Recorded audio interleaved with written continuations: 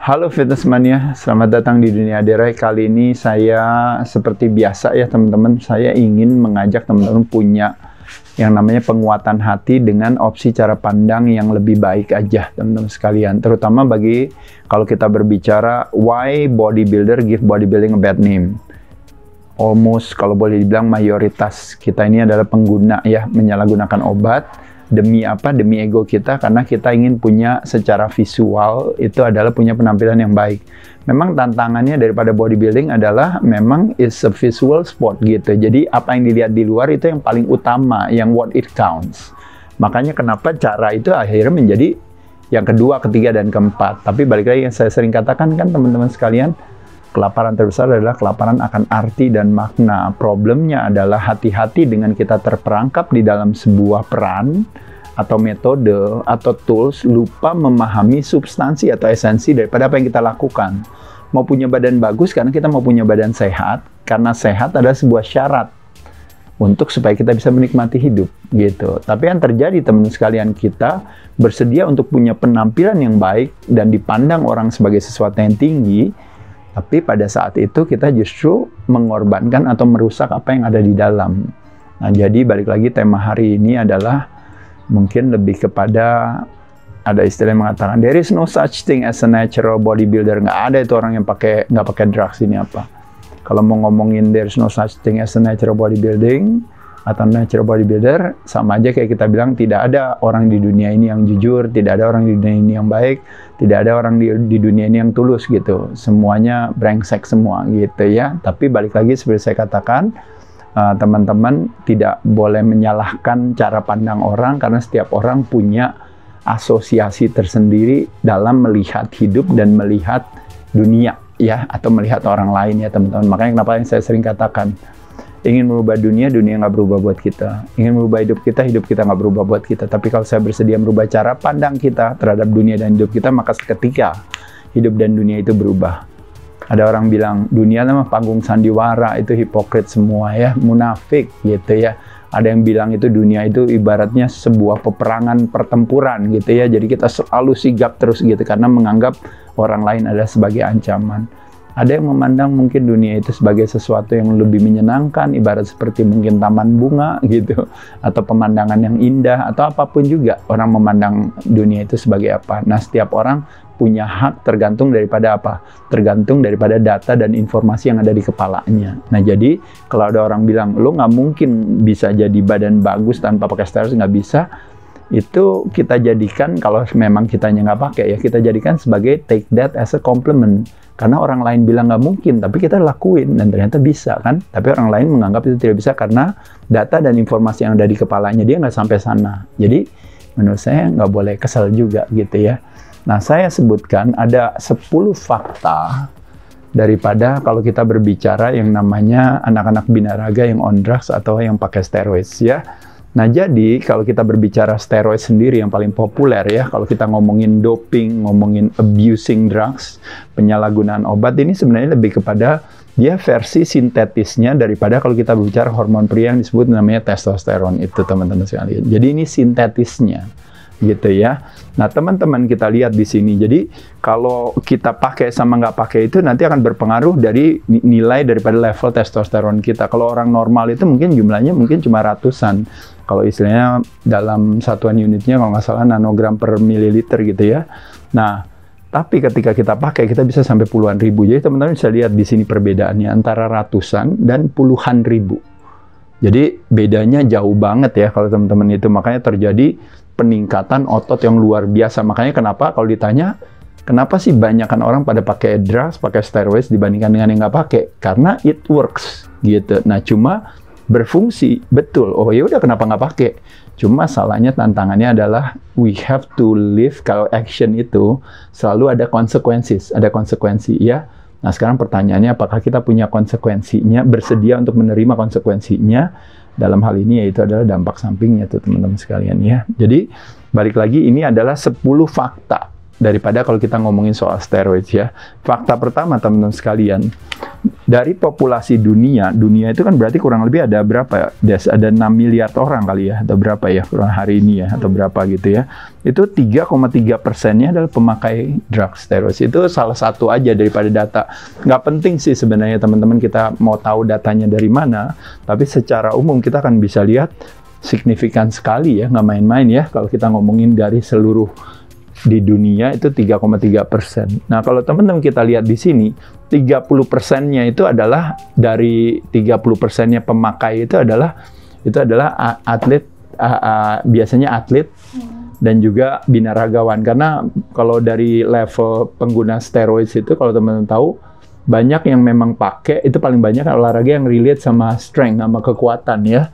Biasanya itu bisa dari angkat besi, lalu juga dari cycling ya karena jaraknya jauh naik sepedanya. Nah selain itu juga track and fields ya kayak atletik itu juga termasuk yang marak dengan doping. Mungkin renang ada juga sebagian, tapi paling banyak itu adalah memang angkat besi, angkat berat dan binaraga ya kalau teman-teman tahu. Termasuk juga belakangan martial arts juga mulai ada juga ya.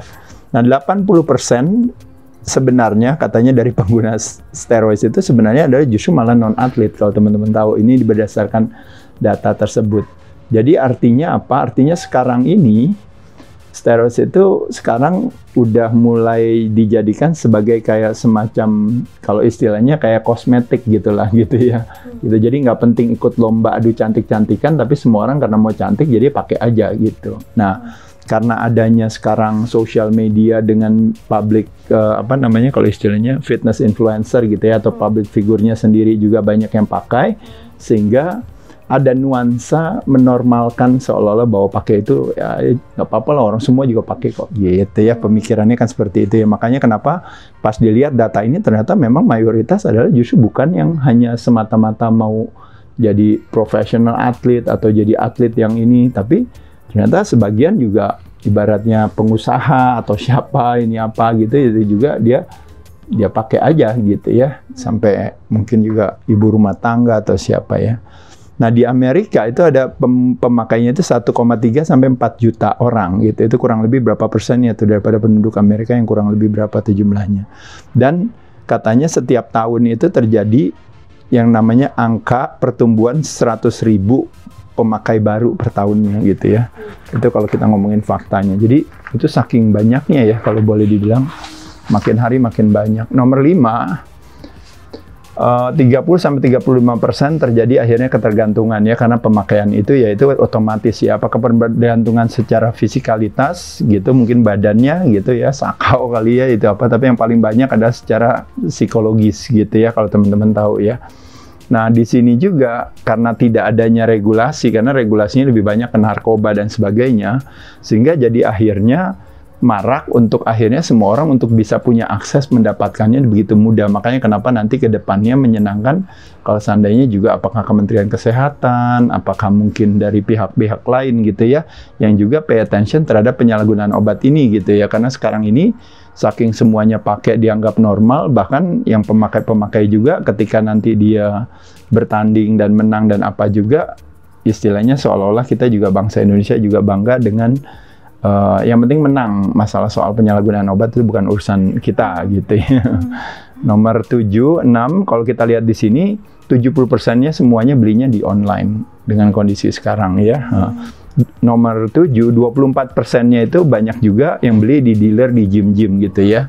Nah, jadi kalau teman-teman lihat banyak juga, salah satunya kalau ngomongin dealer daripada drug dealers itu justru biasanya kadang-kadang adalah justru kalau sumber daya manusianya atau yang di gym ya, kadang-kadang paling banyak adalah dari trainersnya dan sebagainya yang kadang-kadang merekomen daripada kliennya ini. Makanya yang kenapa bahaya, yang hati-hati, karena nanti kalau seandainya pemilik gymnya nggak paham, nggak sadar, kalau sampai kenapa-napa terjadinya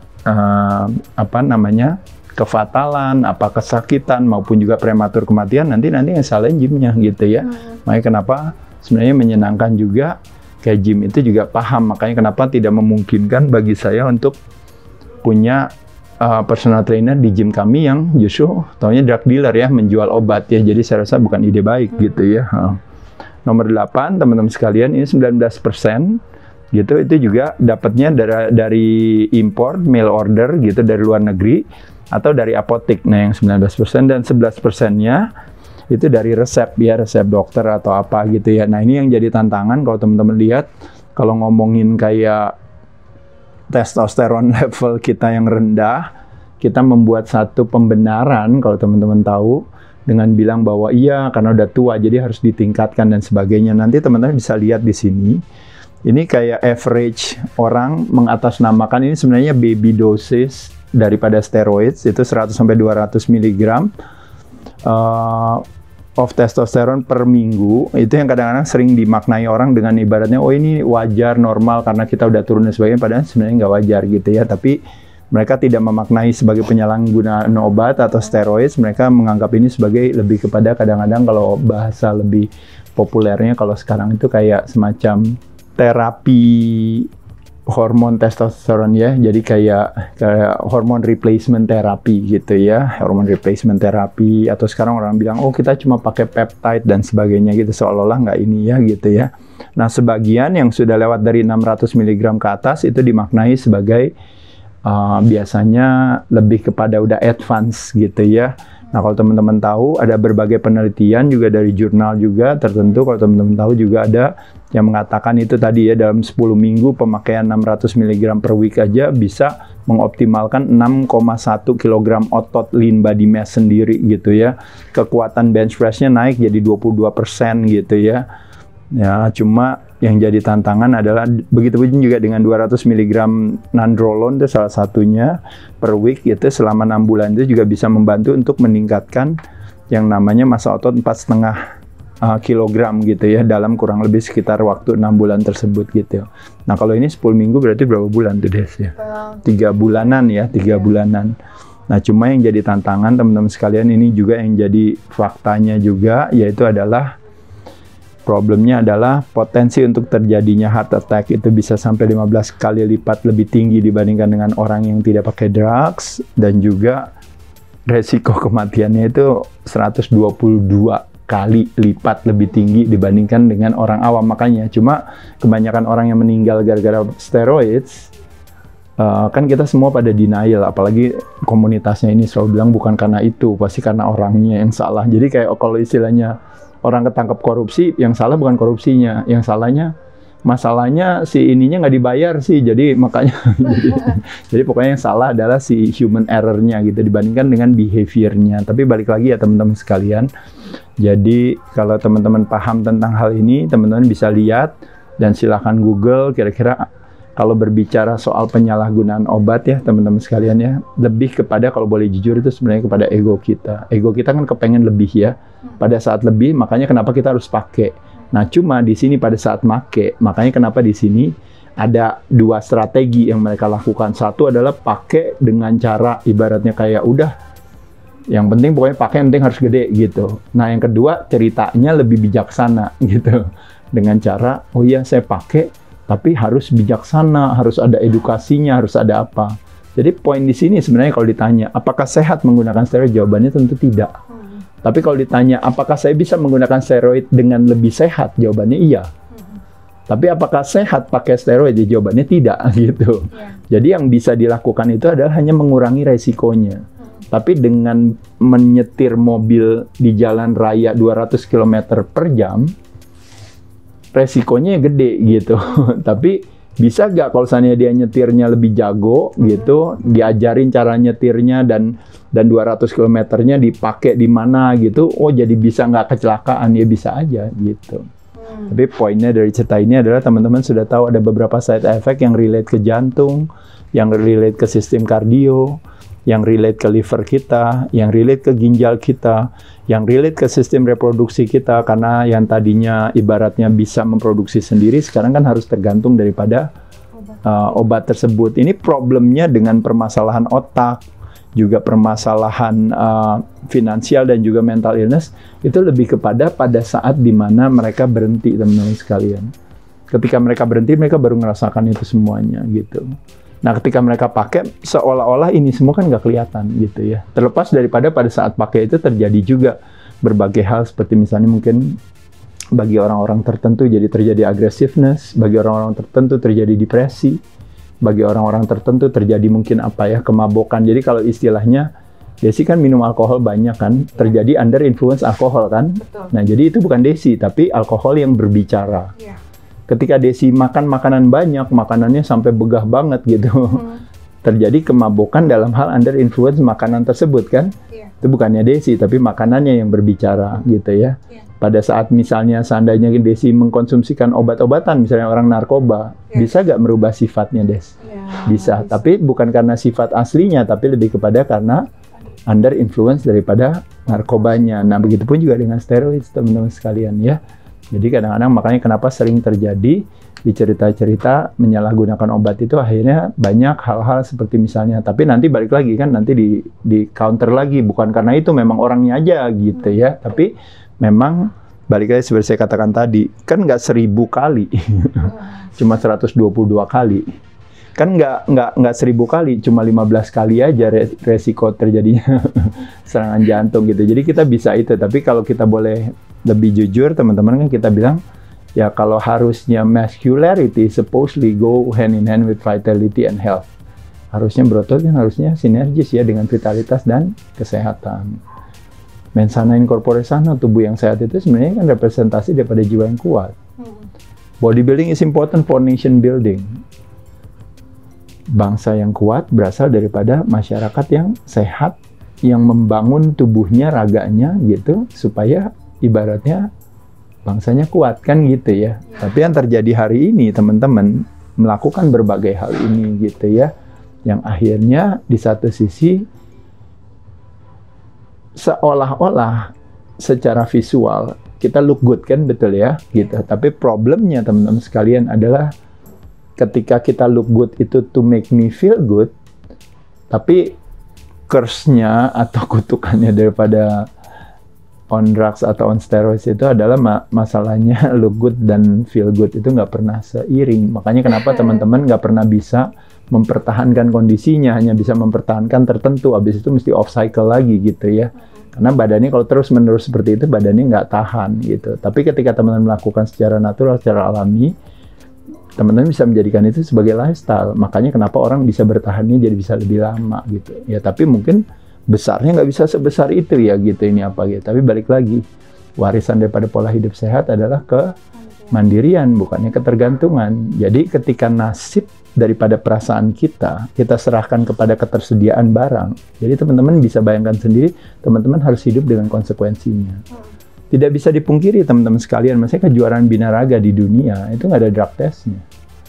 Makanya kenapa ketika ada drug test di PON atau ada drug test misalnya di Porda di Indonesia di kejuaraan ini, makanya kenapa yang kenanya banyak gitu.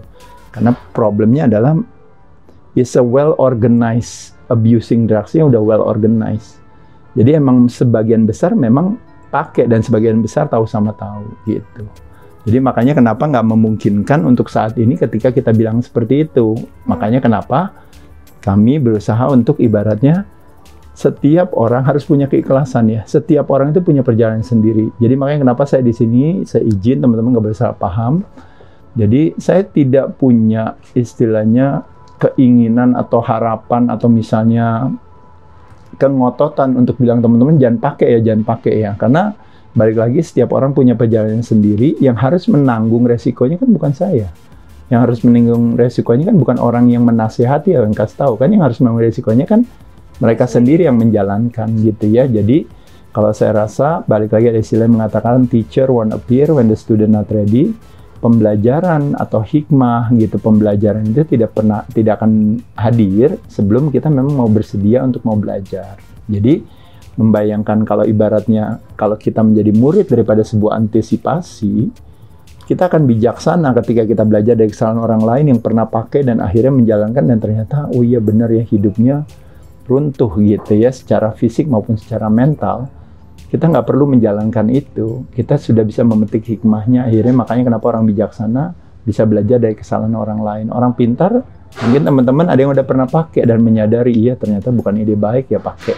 Sedikit lebih mahal karena dampak sampingnya harus teman-teman tetap harus alami ya, desnya benar ya. Tapi sebagian dari kita kan kalau boleh dikatakan kenapa Orang bodoh tidak pernah belajar dari kesalahan sendiri. Karena dia merasa yang salah adalah orang lain. Yang salah sistemnya, yang salah pertandingan binaraga, yang salahnya harapan masyarakatnya. Kan kamu mau saya menang, kalau saya nggak pakai mana bisa saya menang, jadi saya harus pakai. Gitu, pemikirannya seperti itu. Jadi membuat satu pembenaran. Tapi balik lagi teman-teman sekalian, apapun yang dianggap benar, itu benar berdasarkan dia, yang ada masalah, nggak apa-apa. Tapi ingat, balik lagi teman-teman sekalian, kalau saya pribadi, saya cuma bisa bilang kepada teman-teman sekalian adalah keinginan kita, kayak saya punya dunia daerah ini, saya hanya ingin adalah apa? Menguatkan hati teman-teman. Bagi yang udah pernah pakai bilang, Mas Ade saya mau berhenti, bagus banget gitu ya. Bagi yang sekarang masih pakai, belum tahu mau berhenti atau enggak, ya mungkin saya hanya cuma kasih opsi cara pandang gitu ya. Atau yang mungkinnya memang yang natural, yang memang benar-benar nggak pakai, tapi kadang-kadang juga punya hati yang kesel terus sama orang yang pakai, jadi lalu sering jelek-jelekin dan sebagainya. Menurut saya juga bukan ide baik juga gitu ya. Setiap orang punya perjalanannya sendiri, orang itu yang harus hidup dengan konsekuensinya teman-teman sekalian. Itu yang saya katakan tadi, istilahnya kebalikan daripada sebuah keberanian bukan semata-mata ketakutan, tapi kebutuhan kita untuk selalu ingin mendapatkan konfirmasi atau approval. Nah teman-teman, sekali lagi, karena kepengecutan kita karena tidak punya keberanian, makanya kita membutuhkan title atau gelar dan sebagainya itu tadi. Nah, ketika gelar dan title itu yang kita definisikan sebagai sukses bagi diri kita, makanya kenapa kita bilang, ya udah saya harus menghalalkan segala cara demi dapetin itu. Karena itu yang paling utama, itu yang paling penting dalam hidup saya. Saya harus dapetin gelar itu, kalau enggak saya bukan apa-apa. Itu adalah, balik lagi, itu adalah pemahaman yang istilahnya setiap orang mau punya sendiri, ya nggak apa-apa gitu. Tapi saya katakan teman-teman sekalian, hidup itu ada namanya pagi hari hidup kita, ada yang namanya sore hari hidup kita. Di pagi hari hidup kita, kita mungkin menganggap itu sebagai sesuatu yang besar, sesuatu yang penting, gelar, title, itu yang paling utama. Orang lain salah, yang benar adalah kita dan sebagainya. Salah nggak apa-apa, memang itu di pagi hari hidup kita. Tapi suatu saat kita semua nanti akan mengalami untuk masuk ke dalam yang namanya sore hari kehidupan kita, di mana nanti kita pelan-pelan baru menyadari, mudah-mudahan tidak terlambat, tapi itu yang kita sadari ketika sesuatu yang besar akhirnya menjadi kecil. Sesuatu yang penting akhirnya menjadi tidak terlalu penting, dan sesuatu yang kita dulu anggap sebagai yang namanya kebenaran sejati, pada saat di sore hari kita akhirnya menjadi kebohongan belaka. Jadi teman-teman sekalian, setiap orang punya perjalanannya masing-masing. Saya punya keikhlasan buat teman-teman Fitness Mania, silahkan menjalankan caranya masing-masing ya.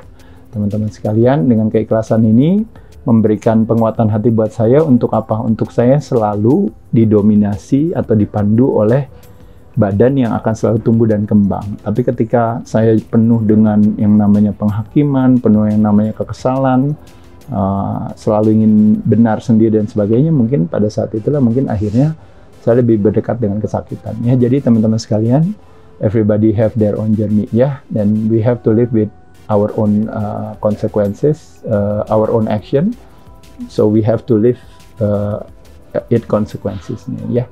Saya ucapkan terima kasih teman-teman, kurang lebih itu aja. Silahkan di share sama teman-teman sekalian ya. Thank you, dadah.